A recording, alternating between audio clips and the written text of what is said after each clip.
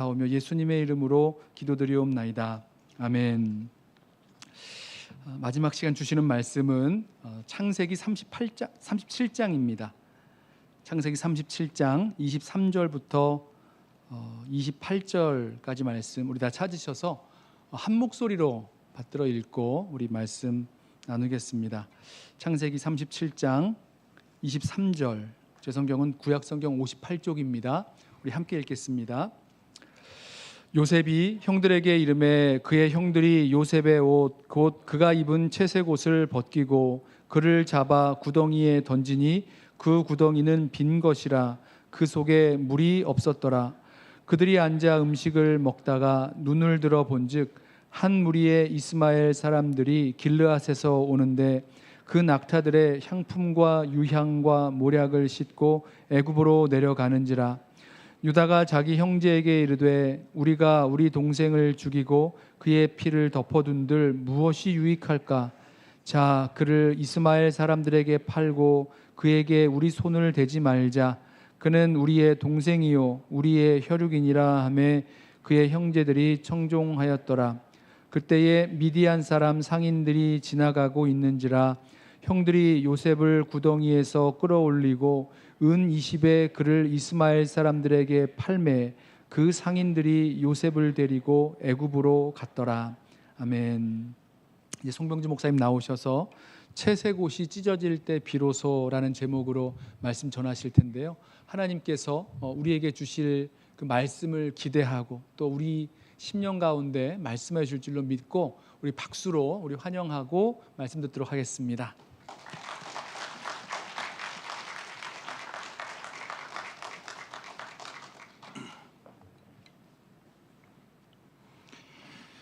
오늘 설교를 다시 만든 이유는 전적으로 담임 목사님과 저의 미스커뮤니케이션의 결과였어요. 저는 오후 예배에 설교를 한번 더 하라는 줄 알고 1, 2부와 똑같은 본문으로 하지 말고 하나 더 해야 되는 줄 알고 하나 더 만들어서 보내드렸거든요. 나중에 알고 보니까 그게 아니고 1, 2, 3부 똑같아도 된다고 하더라고요. 그래서 제가 목사님한테 웃으면서 그러면 한번 설교 더 하라는 주님의 뜻인 줄 알고 그냥 제가 하겠습니다. 그래서 오늘 이 시간에 또 설교 한 편을 더 하게 됐어요. 이번 강사는 참 유난하다. 뭘 설교를 저렇게 하고 싶어 하나? 이렇게 또 생각하시는 게 아니라 제가 혼자 완전히 착각을 해서 요즘 달라스 분위기 다르다. 오후에도 주일 오후에도 한번 더 하자고 하는 거였구나. 제가 혼자서 생각을 해가지고 한국에서 예전 주일 오후 예배 이렇게 하듯이 여기는 부흥회는 한번 더 하는가 보다. 혼자서 저 혼자 게스를 하고 만들어서 보냈더니 이제 목사님께서는 한번 더 하려고 하시나 보다 이렇게 또 이해하셨고 저는 또 한번 더 해야 되는 줄 알고 그렇게 해가지고 왔는데 나중에 목사님하고 이야기를 나눠보니까 근데 목사님 참 감사하게도 또 한 번 더 설교를 새롭게 그거 같은 거 아니었어요. 이제 알게 되고 나서 참 하나님 또 다른 인도하심이구나 이렇게 기쁜 마음으로 이렇게 생각을 하게 되어졌어요. 여러분과 같이 함께 이 시간들을 또 함께 하게 되어져서 감사하고 또 사실 김신일 목사님이 또 워낙 친하게 지냈던 친구이기도 하고 그리고 또 사실은 또 중간에 또 이제 사임하고 가셨기 때문에 또 옆에 저희 동네 한 10분 거리에 와가지고 아주 또 신나게 족구하고 놀았거든요. 그렇기 때문에 이제 오히려 더 그리고 사실 제가 달라스를 오게 된 것도 여기 달라스 연합교회에서 그 미셔널 처치 러닝 커뮤니티 그때 할 때 그때 김 목사님 처음 만날 때 여기 와서 이제 또 이렇게 교제를 했었고 그래서 저는 굉장히 새로운 기대가 있어요. 그렇긴 한데 또 이제 일부러 지금 김신일 목사님한테 전화 한 통도 안 했어요. 또 괜히 뭔 소리 또 이렇게 들으면 제가 이게 메시지에 혹시라도 너의 목소리가 보여 뭐 이렇게 될까봐 일부러 제가 김 목사님하고 통화 하나도 안 하고 오늘 이제 요 딱 마치고 나면 이제 야 왔다 내가 이거를 이렇게 전화하려고 지금 전화 어저께도 들고 아까마까 하다가 안 해. 어차피 마음 먹은 거 끝까지 아무 소리 안 듣고 그냥 김 목사 뭐 혹시 뭐 메시지 뭐 이렇게 교회 어때 이런 거 하나도 안 물어보고 이완 목사님 어때 하나도 안 물어보고 그냥 전혀 백지 상태에서 와서 여러분하고 같이 말씀을 나누고요. 그리고 오늘 이제 주님 주시는 마음 같이 함께 하고 난 다음 제가 나중에 오늘 저녁 때 가서 한국이랑 통화를 할 예정입니다.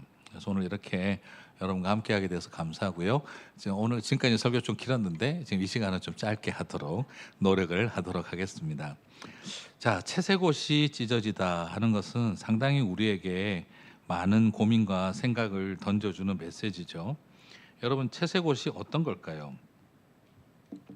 사실은 이 채색옷이라고 하는 것은 그 당시 상황에서 보더라도 특별한 신분을 뜻하는 옷을 이 채색옷이라고 할 수가 있겠어요.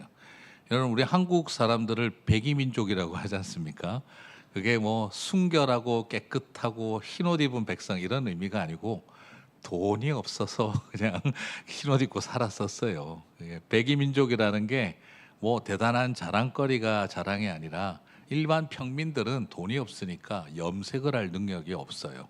그렇기 때문에 그냥 무명으로 그냥 아니면 만들어진 옷 색깔을 넣을 수 없는, 쉽게 말하면 그냥 뭐라 그래야 될까요? 속옷을 크게 입었던 느낌 정도처럼 정말 가난한 사람들은 그냥 특별히 염색한 옷을 입을 수가 없었어요.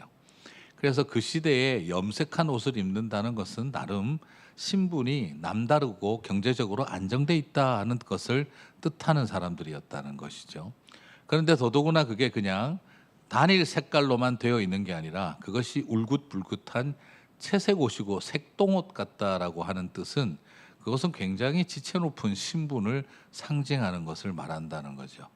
그래서 고대 사회에서는 소위 말해서 이 염색된, 그래서 예수님 비유에도 날마다 그 자주 옷을 입고 호화로이 연락하는 한 부자가 있어라는 이 표현이 나올 때도 자주빛 옷을 입었다는 말 자체가 누군지 알만한 사람이다라는 뜻이에요. 자주빛으로 옷을 입으려고 하면 소위 말하는 지중해 연안의 진주 조개를 채취해서 그것을 수백 개를 갈아서 짜야 한 벌의 옷을 만들어서 염색할 수 있는 수준이에요. 그 정도면은 왕족이고 귀족 정도는 돼야 되는 거죠.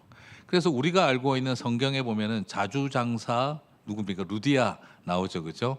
여러분 그거 쉽게 보시면 안 돼요. 동네에서 그냥 옷감 만들어서 파는 동네 할머니 정도 생각하시면 안 돼요. 자주장사라 그러니까 이 여성을 굉장히 격하하는 표현이 돼 버렸는데, 자주빛 원단을 취급한다는 뜻은 루디아 권사님은 주 거래 대상자가 왕족과 귀족 레벨이라는 뜻입니다. 그냥 집에서 무명 저고리 이렇게 좀 짜다가 들고 나와서 시장에서 파는 그런 할머니 분위기가 아니라, 쉽게 말하면 지중해 연안에 진주 조개만 전문으로 취급해서 거기에서 염료를 빻아내고 심지어 그런 것들을 이용을 해가지고 물감을 가지고 옷을 만들어 입혔던 대단한 원단 업자였다라는 걸 말할 수가 있어요. 그러면 우리가 또 생각하는 텐트 메이커 바울도 코스코에 가면 20불 정도면 살 수 있는 A형 텐트 파는 사람이 아니에요. 바울이 어떤 텐트를 했냐 그러면은 소위 말해서 쇼핑몰 텐트 전문업자였어요. 그 당시에는 건물이 있던 때가 있는 곳도 있었지만 건물이 없는 곳들은 굉장히 두꺼운 텐트를 만들었는데, 텐트 두께가 막 이 정도는 돼야 돼요. 왜냐하면 햇볕을 충분히 차단해야 안에가 그 비즈니스 하기에 너무 덥지 않으니까 이 직조 수준이 굉장히 두꺼운 것들이에요. 우리가 생각하는 얇은 천 텐트 정도가 아니라 햇볕을 완벽하게 차단하고 그 영향력을 끊을 수 있는 이런 두께 이상의 텐트들을 만들어서 이걸 세워서, 그래서 장이 열릴 때마다 그 비즈니스맨들하고 같이 텐트를 어떻게 치는지를 담당을 하던 그런 비즈니스를 했어요. 그래서 브리스길라와 아굴라도 A형 텐트 만들어 파는데 동업자가 얼마나 필요하겠습니까? 제대로 된 쇼핑몰을 건축하는 이 텐트로 세우는, 그래서 그 안에만 들어가면 무슨 말이냐 그러면 이 사막 땅은 LA하고 비슷하거든요. 달라스는 휴밋한 것 같아요. 약간 LA는 집 안에 들어가면은 시원하거든요. 나름 그늘 밑에만 들어가면. 그래서 햇볕만 차단해서 그림자만 만들면 안에서 비즈니스하는 쾌적한 환경을 만들어 줄 수 있는 그런 두꺼운 텐트를 만들어 팔았던 사람이에요. 그러니까 바울이 그런 텐트를 그래서 로마로 못 들어갔던 거예요. 왜냐하면 로마는 건물이 세워져 있는 도시고, 그러니까 자신과 같은 텐트 업자가 가봐야 할 일이 별로 없는 거죠. 그래서 텐트가 세워지는 곳마다 다니면서 비즈니스맨들하고 네트워크를 형성을 했던 거죠. 그래서 사도 바울은 동업자들을 중심으로 동력자가 되게 만드는 그런 사역을 했던 사람이에요. 그러다 보니까 그곳에서도 루디아를 만나게 된 것이 뭐 때문에 가능했냐면 자기가 가지고 있었던 비즈니스 네트워크 때문에 루디아랑 만남이 가능했던 거죠.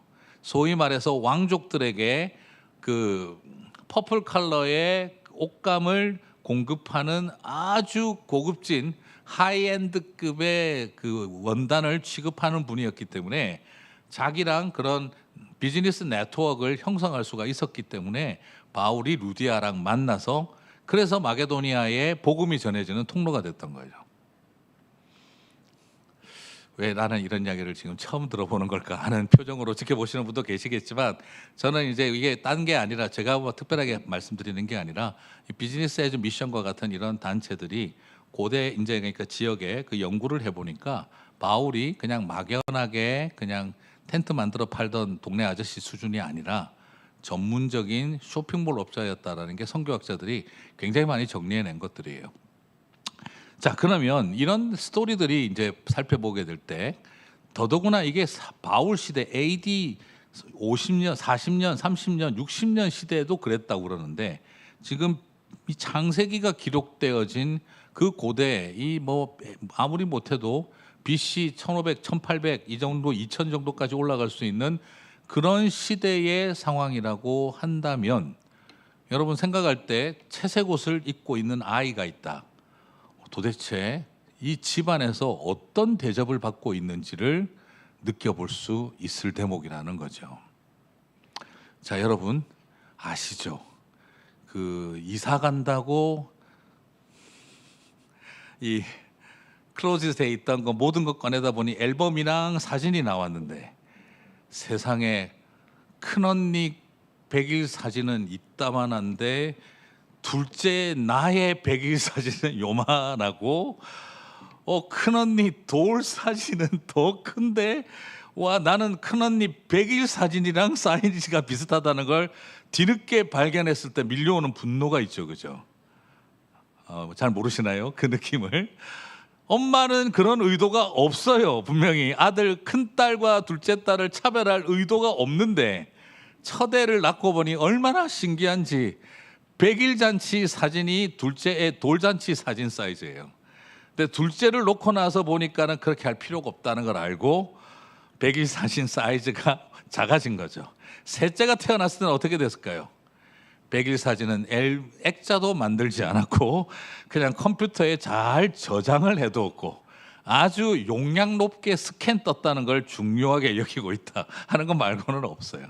자, 이런 것들이 느껴지는 게 있죠. 집안 안에서도 그거 아이들 그거 민감합니다. 그죠? 실제로 저희 교회에서도 누가 그 이야기를 하시더라고요.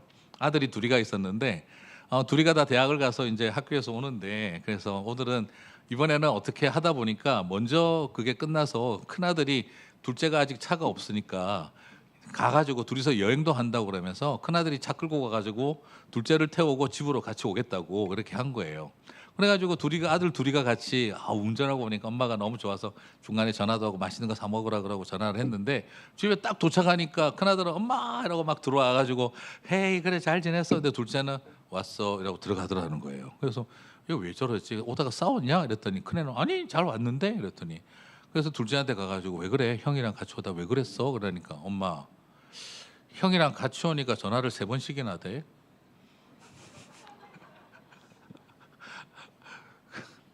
엄마는 알았을까요? 몰랐을까요? 나는 무슨 짓을 했는지 전혀 몰라요 지금. 둘째가 올 때는 전화한 적이 없어, 가만히 생각해 보니까. 근데 이게 꼭 그런 것은 아니었는데, 근데 민감한 둘째는 어떻게 느낀 거죠? 와, 이 집에서 나는 엄마가 전화를 안 하더니 큰형이랑 오니까 전화를 3번이나 하더라 중간에. 야, 애들은 참 고픈 애들은 예민해요, 그죠? 그래서 그걸 느끼고 있더라는 거죠. 마찬가지예요. 오늘 여기서도 한번 보십시다. 안 그래도 사랑받지 못한 여인의 아들로 태어난 10명의 아들은 안 그래도 이 가정이 아니고 뭐라고 합니까? 이럴 때 집구석이라고 하죠, 그죠? 이 집구석에서 나는 내놓은 서자 취급 당하고 있는데, 그런데 야 요셉이는 쳐다보면은 알록달록 울긋불긋 그냥 막 채색 옷을 입고 돌아다녀요. 집안에서 이미 왕자예요. 세자셔 있어요. 그걸 쳐다보고 있는 나머지 형님들은 어떨까요? 채색 옷을 입지 못한 사람들의 슬픔이 있어요. 그냥 나도 모르게 어느 틈에 제투성이 아가씨 신데렐라가 되어버린 것 같은 그런 마음. 언니들이 무도회 갈 때 옷 입혀주고, 그리고 멋진 구두를 챙겨주고, 옆에서 거울 들어줘야 되는 신데렐라가 된 듯한 느낌. 나머지 10명의 아들들은 채색 옷을 입어보지 못한 그 상처와 굶주림을 가지고 있는 거죠. 자, 이것은 참 서로에게 큰 슬픔인데, 우리도 두 종류의 사람들이 있습니다. 부모가 입혀준 채색 옷을 입고 살아오다 보니 부모가 입혀준 채색 옷 외에는 딴 걸 입지 못하는 자리에 머물러 있는 사람도 있고, 그리고 또 한 종류는 부모가 입혀준 채색 옷이 없어서 그 굶주림 때문에 좋은 남편, 좋은 아내, 그리고 내가 열심히 잘 살아서 돈 벌어서 내 손으로 채색 옷 입고 살아야지, 그렇게 살아왔던 또 사람들도 있어요. 그런데 명품을 아무리 걸쳐봐야 그게 이제 우리는 뭐가 되겠습니까? 명품이죠. 그 명품을 입어도 열받잖아요. 내가 입으면 명품 티가 안 나. 그럼 더 화가 나죠. 그래서 명품을 사는 사람들이 언제 제일 기쁜지 아세요? 입고 나갔을 때 기쁜 게 아니고요. 백화점에서 사서 쇼핑백에, 명품 쇼핑백에 브랜드 쇼핑백에 넣고 에스컬레이터를 내려갈 때 감동이 제일 크대요. 그래서 절대 엘리베이터를 안 탄대요.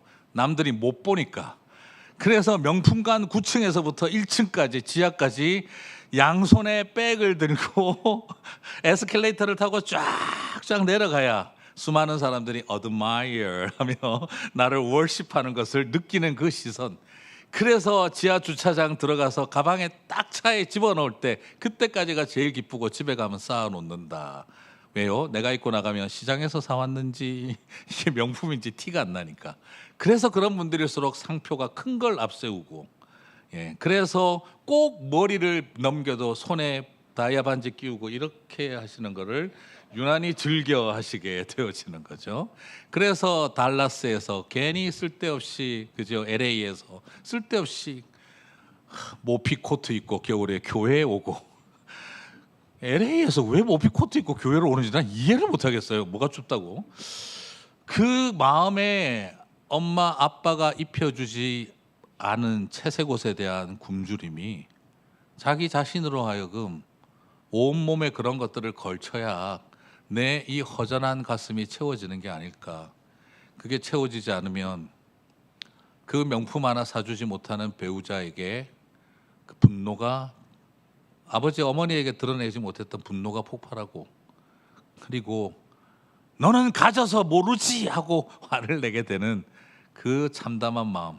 그 결과가 결국에 나중에 무엇으로 이끌어 가겠습니까? 내 저 채색 옷 찢어버리고 만다 하는 마음이 가슴 속에 들어오는 것이죠.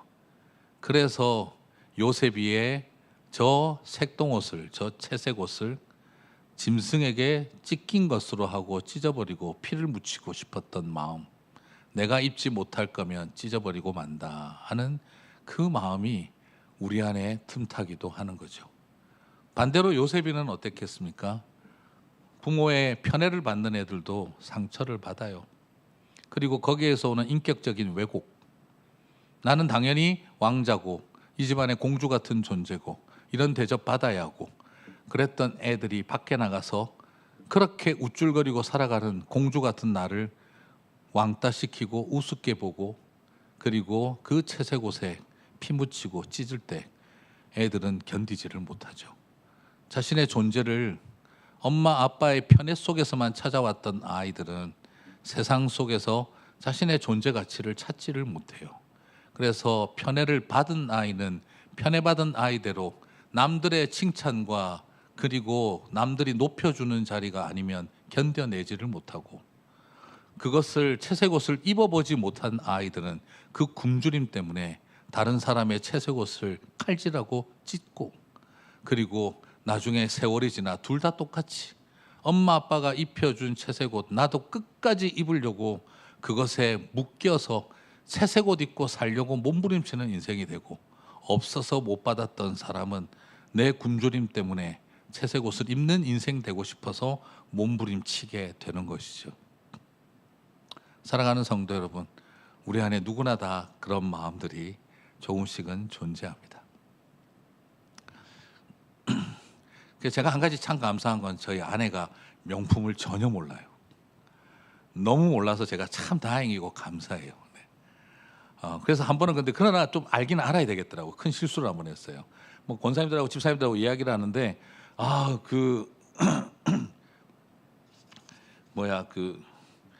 저기 명품 양복 있잖아요, 그죠? 갑자기 제가 지금 적어놓은 게 지금 딴 데 적어놨는데 생각이 안 나는데 어떤 그 명품을 이야기를 막 사람들이 하고 있으니까 비싸게 이야기를 하니까 그게 그렇게 비싼 거예요? 이렇게 물어본 거예요. 그래서 저희 아내가 그거 사모님 진짜 비싸죠. 이랬는데 이상하다. 근데 우리 목사님이 무슨 돈이 있다고 구두부터 양복까지 전부 다 그걸로 다 입고 왔던데. 교인들 얼굴 색깔이 싹 변하더니 말을 안 하더래요. 그래서 저보고 와서 물어보는 거예요. 당신 그거 어떻게 다 사 입었어? 비싸다던데. 이 사람아, 그거는 메이시스 저가 브랜드 이름이 비슷해. 그거 아니야 그거. 이번에 세일해가지고 다 합쳐봐야 지금 구두부터 시작해서 300불도 안 됐어. 야, 그거는 넥타이 하나 막 500불씩 600불씩 하는 거야 그거. 내가 이랬더니 큰일 났네. 내가 그거 당신 다 사 입었다고 그랬는데. 그래가지고 그다음부터 제가 주일날마다 이러고 다녔어요. 제가 아니라고. 그거 아니라고 제가 하도 그냥 너무 당황스러워가지고. 정말 사람 마음에 참 그게 안 없어져요. 목회자들 중에도요, 어떤 분은 명품 시계 안 차면은 마음이 안 풀리는 분이 계시기도 하고. 그래서 너 미쳤니? 그런 시계 왜 차고 다니냐 해도 자기는 이상하게 이런 거 안 하면 안 돼. 그래가지고 또 어떤 분은 보니까 그렇게도 했다 그러더라고요. 시계를 살 능력은 없고 못 살아서. 그래서 어떻게 했는데 케이스만 사서 모아놨어. 그렇게 하는 사람도 봤어요. 사람 마음에는 참 신기하게도 그런 연약함들이 틈타는 거죠. 예. 그러면 오늘 우리는 어떻게 살아가야 하는 걸까? 오늘 저는 여러분에게 이런 자리에 있던 요셉의 채색 옷이 찢어졌어요. 이건 분명히 비극이고 고통입니다. 그런데 한 가지 질문을 던져드릴게요. 만약 요셉의 채색 옷이 찢어지지 않았더라면 요셉은 어떻게 됐을까요? 평생 그죠? 편애받는 버르장머리 없는 아들로. 솔직히 요셉은 이미 조짐이 보였죠. 우리끼리 하는 말로 왕싸가지였습니다. 꿈을 꿨는데요, 해와 달과 별들이 다 절하던데요. 곡식을 거뒀는데요, 나머지 11개가 다 나한테 절하던데요. 아무리 꿈을 꿨다고 그딴 소리를 어떻게 할 수가 있습니까? 애가 사회성이 떨어지고, 그리고 소셜 릴레이션십 빌드업하는 게 전혀 지금 안 돼 있다는 게 보이는 거예요. 천상천하 유아독존, 자기만 잘난 줄 알고 살아왔던 나이. 내가 이런 말을 꺼내게 되면 형들이 어떤 느낌을 받을까? 아예 남들을 전혀 고려하지 않는, 약간 어떠면은 애스퍼거 신드롬 같은 그런 모습이 보일 정도로 사회성이 전적으로 없는 소셜 스킬 테라피를 받아야 될 것 같은 아이의 모습으로 그런 이미 자리 잡고 있는 거죠. 소위 말하는 소황제 상태였었어요. 그랬다고 한다면 요셉은 나중에 어떻게 됐을까요? 7년 흉년이 났을 때 채색 옷 입고 굶어 죽었을 것입니다. 요셉의 인생에서 채색 옷, 부모의 사랑이었고 부모의 돌봄이었고 부모의 관심이었다는 면에서 분명 그것은 요셉에게 축복이었지만, 그 축복이 과했기에 하나님은 그 상처받은 형들을 통해 자신의 채색 옷이 찢어지지 않으면 부모에게 얻었던 특혜와 권리를 내려놓지 못하면 요셉이는 결국에는 채색 옷 입고 굶어 죽을 인생이라는 걸 알고 계셨기 때문에 주님은 그의 옷에서, 몸에서 채색 옷을 찢을 수밖에 없었다는 것입니다. 사랑하는 성도 여러분, 오늘 저와 여러분에게 오늘 이 메시지는 무엇을 말하는 걸까요? 그래요. 우리 중엔 분명히 날 때부터 부모의 사랑과 돌봄, 지원을 한 번도 못 받은 사람들도 있을 거예요. 그죠? 그런 거 있잖아요. 그죠? FS라고. Family Scholarship, Father's Scholarship. 한 번도 못 받은 분들이 있잖아요. 여기. 굳이 남들에게 장학금을 지원받아야 할 이유가 없어요. 왜냐하면 Family Scholarship으로 enough, more than enough니까.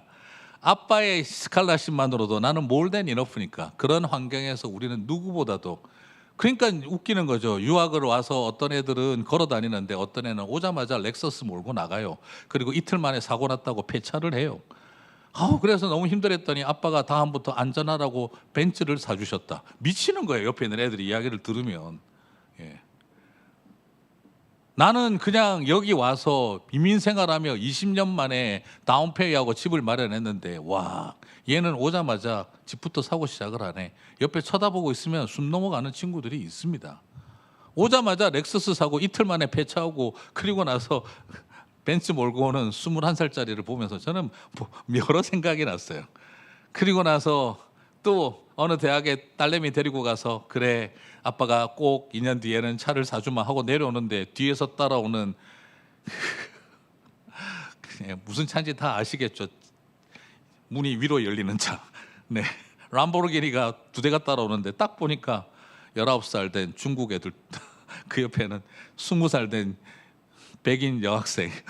람보르기니 2대가 쓱 지나가는데 정말 뭐라고 말을 해야 될지 알 수 없는 그런 자리들이 있죠. 근데 여러분, 나는 그런 게 있어서 축복이에요. 그리고 나는 그런 걸 받지 못해서 저주예요라고 단순하게 말할 수 없어요. 오늘 요셉의 인생에서 분명히 채색옷은 축복이었지만, 그러나 아버지가 입혀준 그 채색옷이 찢어지지 않으면 요셉의 인생은 그저 버르장머리 없는 아들로 살다가 자기밖에 모르는 인생으로 끝이 나고 말았겠지요. 그래서 하나님은 요셉의 인생의 채색옷을 찢어 놓으셔야 했다는 것입니다. 오늘 우리의 마음과 삶 속에 채색옷에 대한 미련, 그리고 어쩌면 아직 그 채색옷을 나는 얻어보지 못한 굶주림 때문에 몸부림치는 삶도 우리는 결단해야 되겠지만, 그러나 아직도 그 채색옷 붙들고만 살아가고 있다면 하나님이 입혀주실 옷을 입을 수가 없다, 이 말인 것이죠. 그렇습니다. 요셉은 아버지의 채색옷이 찢어졌기에 결국에는 하나님이 입혀주실 옷을 입게 된 줄 믿습니다. 이 말은 쉽지만 사실 그거 결단할 수 있는 것은 어렵습니다. 자, 그렇게 무너지고 난 다음에, 그리고 여러분 어려운 것은 또 뭐냐 그러면요, 아버지가 입혀준 채색옷이 찢어지고 난 다음 하나님이 입혀주실 총리 대신의 옷을 바로 입으면 누가 못 찍겠습니까? 그죠? 아니, 배럴 옵션이 기다리고 있는데 그게 뭐가 문제예요? 아버지가 준 옷이 찢어지고 하나님 입혀주신 옷 바로 입을 수 있으면 저와 여러분 중에 그거 못 입을 사람 있습니까? 나는 그래도 아빠 옷이 좋아 할 사람 몇 명이나 있을까요? 하나님 입혀주실 옷이 더 낫지. 이 집안에서 대장 노릇하는 게 낫습니까? 이집트라는 나라에서 총리 대신하는 게 낫겠습니까? 누가 봐도 그게 더 나을런지도 모르겠죠. 그런데 그렇게만 될 수 있다면 누가 부모가 입혀준 채색옷 벗어버리고 하나님 입혀주실 옷을 못 기대하겠습니까? 그런데 문제는 그 채색옷이 찢어진 다음 입어야 할 옷이 무엇입니까? 노예의 옷이었습니다. 노예로 팔려갔기 때문에. 그리고 나서 요셉은 노예의 옷을 입고 아버지가 입혀준 채색옷이 찢어지고 난 다음 남들이 나를 마음껏 부려대는 노예의 옷을 입게 되어졌습니다. 이 집안의 왕자처럼 살아가다가 이제는 남의 집안의 상놈이 된 것이죠. 그랬었을 때 그가 입었던 옷은 매우 고통스럽고 절망스러웠습니다. 채색옷이 찢어지고 난 다음 그 다음 입었던 것은 노예의 옷이었기 때문인 거죠. 그러나 노예의 옷을 입었을 때 어떤 생각을 했을까요? 나름 고민을 많이 했을 겁니다. 그리고 나서 자기도 이제 노예가 돼서 주인집 아들을 볼 거 아니에요. 그죠? 노예가 돼서 가보니 그 집에도 주인집 아들이 있을 거 아니에요. 빌라도 집안에도 아들이 있을 거 아니에요. 그걸 쳐다보고 있으니까 어떤 생각이 들었을까요? 저 인간도 나만큼 싸가지가 없구나 하는 걸 알게 되는 거죠. 내가 왕자 노릇하고 살아갈 때는 전혀 몰랐던 그 부끄러운 내 모습을 거기에서 보기 시작하는 거죠. 도련님이라는 존재, 왕자처럼 살아가는 저 인생의 모습을 부모 잘 만난 덕택에 저렇게 살아가는 애를 쳐다보고 있으니 이제 노예의 옷을 입고 그 자리에 서 있어 쳐다보니까 너도 나만큼 재수 없는 인간이구나. 지금까지 왜 형님들이 나를 팔아치울까 용서가 안 되고 이해가 안 됐겠지만 어느 순간부터 요셉은 이해가 되기 시작을 했을 겁니다. 나라도 팔아치우고 싶었겠다. 내가 한 짓을 생각을 해보면 얼마나 형들도 질투나고 미웠을까. 그래, 그 채색옷 그들도 찢어버리고 싶었을런지 모르겠다. 그러면서 요셉은 자신의 모습을 발견했는지 매우 전혀 다른 삶을 살아갑니다.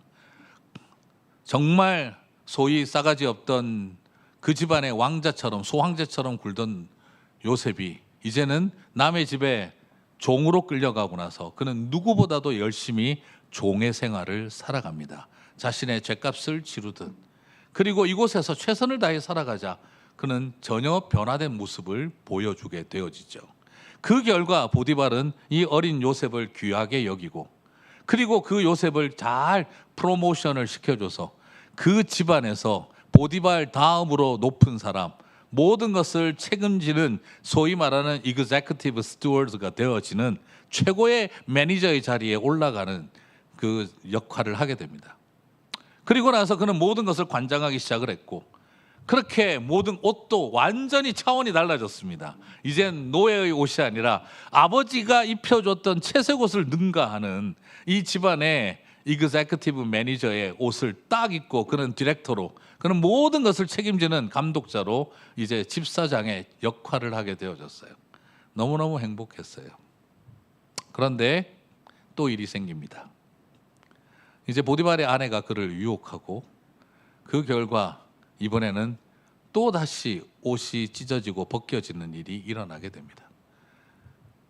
요셉의 인생은 옷 벗겨지고 찢어지는 인생이었어요. 그리고 그 옷이 찢어지고 벗겨지고 그러면서도 어떻게 했습니까? 자기 주인을 향한 충성을 포기하지 않았습니다. 주인의 아내를 범하는 일을 결코 하지 않으리라고 하나님 앞에 서약한 대로 그는 살았습니다. 그리고 두 번째로 그는 자기 자신을 지켰습니다. 그런데 결과는 어떻게 됐죠? 부녀자 성폭행범으로 몰려서 그냥 그대로 감옥에 갇히게 되고 이제는 죄인의 옷을 입게 되었습니다. 죄수의 옷을 입게 되어졌어요. 요셉의 인생에서 아버지의 채색 옷이 찢어지고 난 다음 하나님이 입혀주실 총리 대신의 옷을 바로 입었다면 그건 누가 못 입겠습니까? 그리고 난 다음 그 옷은 노예의 옷이었고 두 번째 노예의 옷을 입고도 성실하게 살았는데 그 결과는 놀랍게도 부녀자 성폭행범이라고 하는 도덕적인 씻을 수 없는 형벌을 받아서 죄수의 옷을 입게 되었을 때 그때 요셉은 어떤 생각이 들었을까요? 하나님이 살아계신가? 내가 주인을 향해 이렇게 목숨 걸고 충성을 했는데 주인의 아내를 범하지 않기 위해 이렇게까지 나 자신을 지켰는데 내가 하나님 앞에 뜻을 정하고 마음을 먹은 대로 하나도 어기지 않았는데 이 결과가 감옥에 갇히는 일이라니. 여러분, 사람이요 채색 옷을 찢어지고 노예의 옷을 입는 것까지는 참아요. 왜요? 나도 한 짓이 있으니까 뭔가 내가 벌받을 짓을 했나 보다 싶어요. 그런데 그렇게 분통 터지는 노예의 옷을 입고도 잘 참고 살았는데 이제 내가 부녀자 성폭행범으로 몰려서 죄수의 옷을 입는다면 여러분 참으실 수 있을까요? 하나님이 살아계신다면 어찌 이럴 수가 있는가? 하나님이 없으니까 일어나는 일이야. 그래, 맞아. 신앙을 가지고 남들 앞에서 인정받든 인정받지 않든 보든 안 보든 나 혼자 주인을 향해 충성해봐야 결과가 이 꼴이 나는 거다. 그래, 내가 그렇게 열심히 내가 흔들리지 않고 남들이 인정을 하든 안 하든 이 유혹을 뿌리치고 올바르게 살았더니 결과가 죄인의 감옥에 갇히는 일이고 죄수의 옷을 입어야 한다. 그래, 이제 다시는 착하게 살지 말자. 다시는 주인에게 보이지 않는 것 자리에서도 충성을 다하는 일 하지 말자. 이제 더럽고 지저분한 일들 적당히 해가면서 막 살아야 차라리 내가 감옥에 가지 않았지. 나 혼자 충성을 다했다가 결과가 이건가? 나 혼자 주인을 향한 신의를 지킨 결과가 주인에게 이렇게 감옥 갇히는 일인가? 나는 배신한 적이 없는데 왜 주인은 나를 배신을 하는 걸까? 그 밀려오는 분노는 어쩌면 요셉의 가슴을 찢어놓고 이렇게 살아봐야 소용없다라는 그런 절망적인 마음을 갖게 했을 것입니다. 그런데 여러분, 여기서 드리고 싶은 메시지는 이겁니다. 우리의 삶에 주님이 우리에게 옷을 입히기 위해서는 내 잘못에 대한 대가를 치르는 노예의 옷도 필요하지만, 내가 잘못하고 나쁜 짓 한 게 없지만 억울하게 뒤집어 쓰는 죄의 오명까지도 견디어낼 때 주님이 입혀주실 옷을 입게 된다는 것이죠. 여러분, 제가 목사로서 제가 제일 약점이 뭔지 아세요? 여러분이 저를 어떻게 알겠습니까? 그렇죠? 저의 가장 큰 약점은 저희 교회 교인들은 다 아세요. 억울한 걸 못 참는다는 걸 알고 계세요. 예, 우리 장로님들 다 알고 계세요. 우리 송 목사님 억울하면 얼굴 색깔 바뀐다. 바로 아세요. 예, 저희 아내도 알아요. 억울하면 용서가 안 돼요. 제가. 아니, 내가 어떻게 했는데? 여러분, 그럴 때 있잖아요. 그죠? 내가 얼마나 이 교회를 사랑하고 사심 없이 했는데, 목사님 이거 뭐 다 목사님 외부 강사 왜 나가세요? 뭐 그렇게 뭐 인정받고 유명해지고 싶으세요? 억울해하면 열 받아요. 제가 막. 내가 어떻게 했는데 내가. 그리고 막 그냥 열심히 뭔가 하고 있는데, 그렇죠. 가끔씩 그럴 때가 있어요. 저도 교회 딱 나와 보니까 쓰레기가 떨어져 있어. 그래가지고 담임 목사지만 내가 뭐 그런 거 안 따지고 목사님 좀 나와봐, 이 쓰레기 청소해, 이렇게 안 시키고. 우리 목사님들도 바쁘고 힘든데, 그러면서 내가 손으로 다 쓰레기 주워서 쓰레기통에 놓고 그거 끌고 가서 쓰레기통에 다시 원위치 시켜놓고. 그럴 때 인간적으로 그런 마음이 들어요.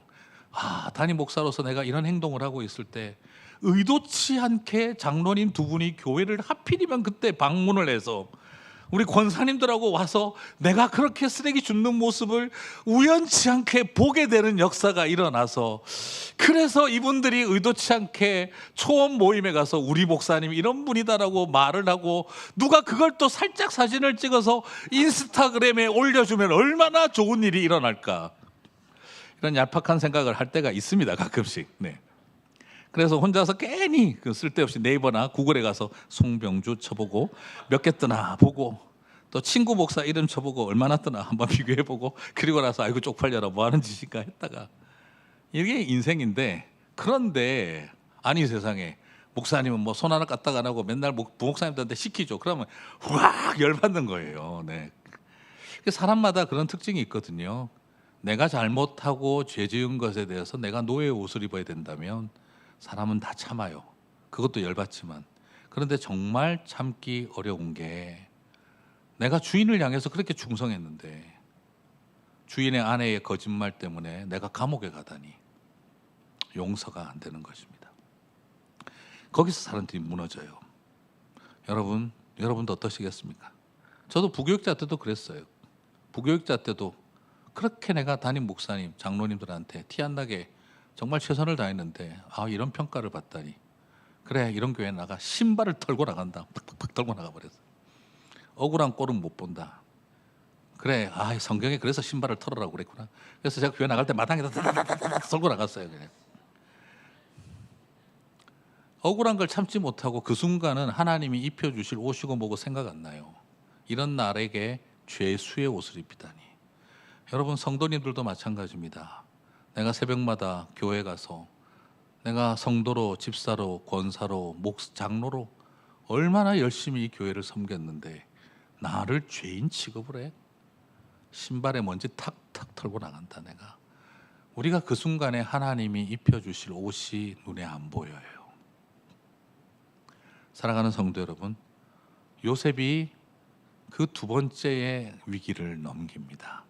너무너무 억울하고 너무너무 분통 터지는데 그는 죄수인의 옷을 입고 그 감옥 안에서 버텨내고 그리고 또 그 자리에서 더 성실하게 섬기게 됩니다. 여러분 그걸 보면은요 다 알았어요. 여러분 그 감옥이 어디에 있었는 줄 아세요? 간수장이 되게 이렇게 잘 챙겨주잖아요. 근데 이걸 보면은 약간 느낌은 나요. 그 감옥이 어디 있었을까요? 성경을 자세히 우리가 안 보다 보니까 놓치는 경우가 있는데 그 감옥이 보디발의 집안에 있어요. 보디발의 집안에 있어요. 보디발이 어떤 직책을 갖고 있었죠? 경호대장입니다. 그러면 청와대 일종의 경호실이에요. 그러면 정보통입니다. 평소에 보디발은 자기 와이프가 남자 관계가 문란하다는 걸 알고 있어요. 그리고 요셉이 그걸 거절했을 거라는 거 알고 있는 거예요. 근데 와이프가 저렇게 나오니까 그냥 여러분 솔직히 그렇지 않겠습니까? 경호실장 대장이 자기 와이프 건드린 이 파렴치한 종놈 출신을 감옥에 보내겠습니까? 죽이겠습니까? 그건 죽일 일이에요. 감옥에 보냈다는 이야기는 살린 겁니다. 그러면 간수장은 요셉을 알았을까요? 몰랐을까요? 왜 몰라요? 평소에 이미 알고 있어요. 제가 그럴 애가 아니라는 걸. 그래서 간수장은 요셉에게 이 모든 것을 믿고 맡긴 거예요. 여러분 성경의 스토리를 우리가 조금만 더 살펴보면 이게 그냥 일어나는 일이 아닙니다. 요셉이 얼마나 노예로서 성실하고 그 집사장으로서 최선을 다해 살아왔는지를 알기 때문에 그 간수장이 요셉을 남다르게 이미 보고 있었던 거죠. 그리고 그 집안에 그 감옥 경호실장 감옥 안에 어떤 사람들이 감옥에 들어오겠습니까? 전부 다 파라오의 경호와 관련되어져서 위험한 일이 있다면 잡아놓고 치조를 하겠죠. 쉽게 말하면 청와대 궁정 안가와 같은 곳이었다. 제가 이번에 좀 와서 잘못하고 있는 것 같아요. 너무 드라마를 많이 보고 영화를 좋아하는 사람처럼 자꾸 이미지가 보일 것 같긴 한데 딱 그런 상황이에요. 그러면 여러분 술 맡은 관원장과 떡 맡은 관원장이 그 경호실 감옥에 들어왔어요. 무슨 뜻일까요? 술에 물을 타서 잡혀 들어왔을까요? 떡이 상해가지고 잡혀왔을까요? 아닙니다. 파라오를 향한 독살 음모가 있었다는 거죠. 목사님 드라마를 너무 많이 보신 것 같습니다. 그렇게 생각하지 마세요. 여러분 술 맡은 관원장과 떡 맡은 관원장이 들어왔다는 이야기는 경호실장이 그 둘을 책임자를 잡아왔다는 이야기는 독살 음모가 있었구나 하는 것을 알고 이것이 술에서 나왔는지 떡에서 나왔는지 우리로 말하면 수락관 최고상궁과 그리고 술 맡은 관원장인 그 책임자들이 다 잡혀와서 조사를 받고 있었다는 거예요. 오늘 이 요소들을 살펴보게 되면 그런 파라오의 독살 음모를 조사하는 일을 누구에게 맡기고 있습니까? 요셉에게 맡긴 거예요. 그러면 요셉은 그 보디발의 집을 경영하면서 국가 경제를 어떻게 움직여야 하는지를 다 봤고 그 다음 경호실 감옥에 있으면서 돌아가는 이야기를 다 들었을 때 파라오의 궁궐 안에서 일어나는 모든 정무 감각을 익힐 수가 있었던 거죠. 그의 인생은 놀랍게도 노예 생활, 죄수 생활로 끝난 것이 아니라 그는 경제부총리의 준비와 그리고 정무장관의 능력을 발휘할 수 있는 트레이닝을 그 보디발의 집에서 감옥 안에서 다 준비되고 있었다라는 걸 발견하게 되어지죠. 그 모든 것을 이겨낸 다음에 바로 하나님이 이제 죄인의 옷을 하나님이 찢으시면서 이제 그에게 이스라엘을 살리고 온 나라와 민족을 살릴 경제부총리로 그를 세우시게 되었던 것이죠. 오늘 저는 여러분에게 경제부총리가 됐다 이게 중요한 게 아니라 그 수없는 좌절과 고난의 시간을 우리 하나님이 몰딩하고 쉐이핑하셔서 그를 하나님이 세우실 사람으로 예비하셨다라는 점을 발견했으면 좋겠다는 것입니다. 사랑하는 성도 여러분, 오늘 저와 여러분에게는 어떤 옷을 입고 있습니까?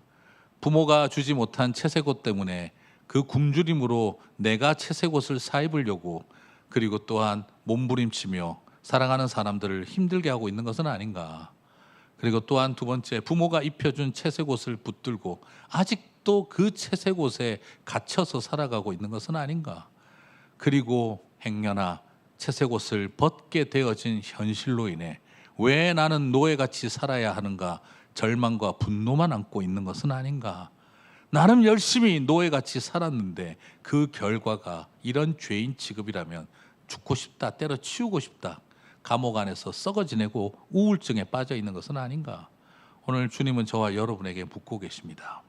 여러분의 삶에 어떤 옷을 입었든지, 어떤 옷이 찢어졌든지, 이제 마지막에 가장 중요한 것은 주님이 그 죄인의 옷을 찢어버리시고 하나님이 구원의 역사를 위해 세우시는 역사가 있게 되시기를 바랍니다. 그렇습니다. 우리의 삶에는 죄인의 옷을 찢어주실 주님의 능력이 필요합니다. 그래서 성경은 끊임없이 옷 이야기로 시작됩니다. 창세기도 옷 이야기로 시작이 됩니다. 아담과 하와는 서로 벗었으나 부끄러워하지 않았습니다. 그러나 선악과를 따먹고 난 다음 어떻게 되죠?